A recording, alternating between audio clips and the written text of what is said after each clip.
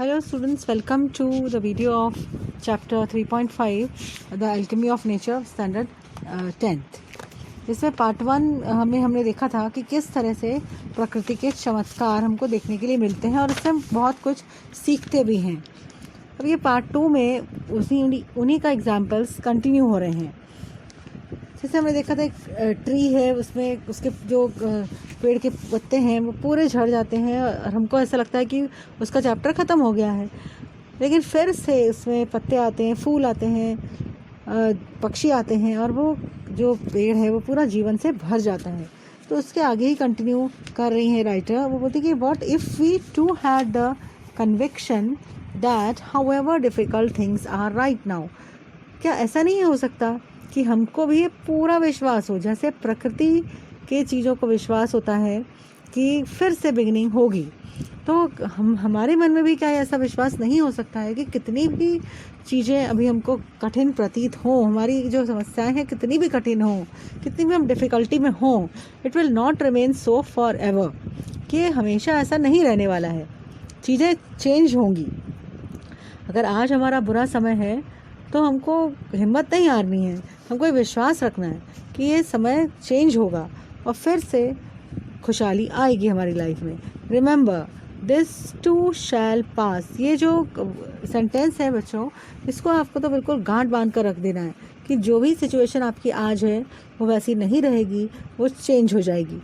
अभी आपकी पूरी लाइफ पड़ी हुई है, इस लाइफ में आपको हो सकता है कभी ना कभी कुछ समस्याएं आएँ, मुसीबतें आएँ, तो आप हमेशा हमेशा हमेशा इस सेंटेंस को याद रखेंगे कि दिस टू शैल पास, ये जो सिचुएशन है ये भी ख़त्म हो जाएगी।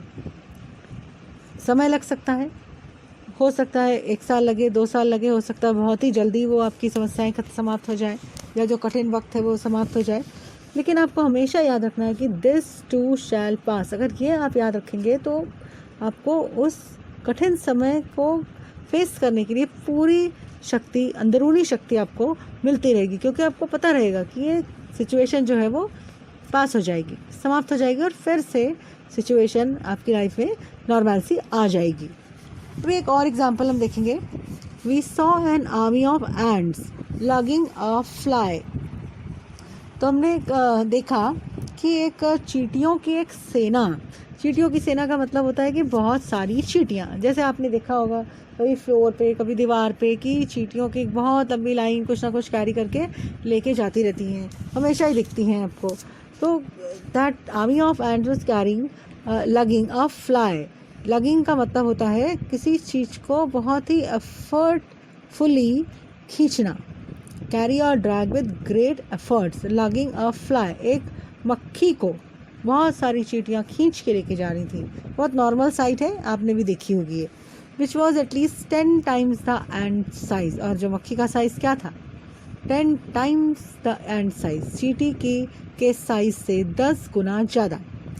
The ants organise themselves around the fly. और किस तरह से देखो चींटियों ने खुद को संगठित किया हुआ था, ऑर्गेनाइज किया हुआ था उस मक्खी के चारों तरफ। Lifted it on frail feelers.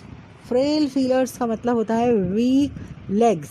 चींटियों के जो पैर होते हैं बहुत ही कमज़ोर पतले से होते हैं, उस पर भी तो भी उन्होंने उस मक्खी को उठाया हुआ था। And carried it to quite a distance, और वो लेकर उसको खींचकर कुछ डिस्टेंस तक गई।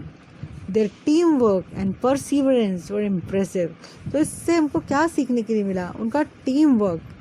एक चींटी अगर चाहे तो एक मक्खी को नहीं खींच सकती है, लेकिन वो ऑर्गेनाइज हुए, वो संगठित हुए और उन्होंने अपनी लगन दिखाई, उसको छोड़ा नहीं, बीच में लेके वो जहाँ पर उनको जाना था उस मक्खी को वहाँ पर लेकर गए। तो इट वॉज वेरी इम्प्रेसिव।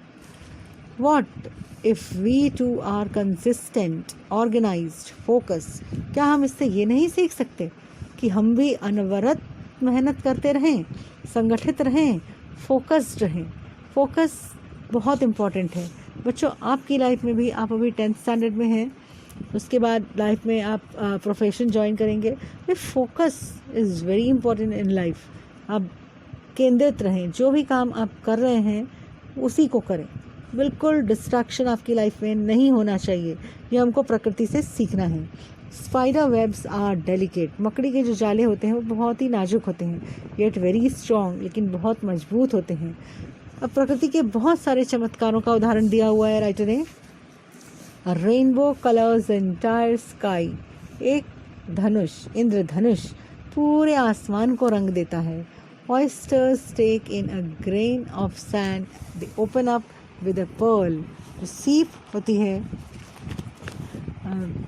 जो सीप की कोख में से बालू के कण से, यानी आप सीप देखेंगे, सीप के अंदर अगर बालू का कण भी जाता है तो उसमें से क्या निकलता है, मोती।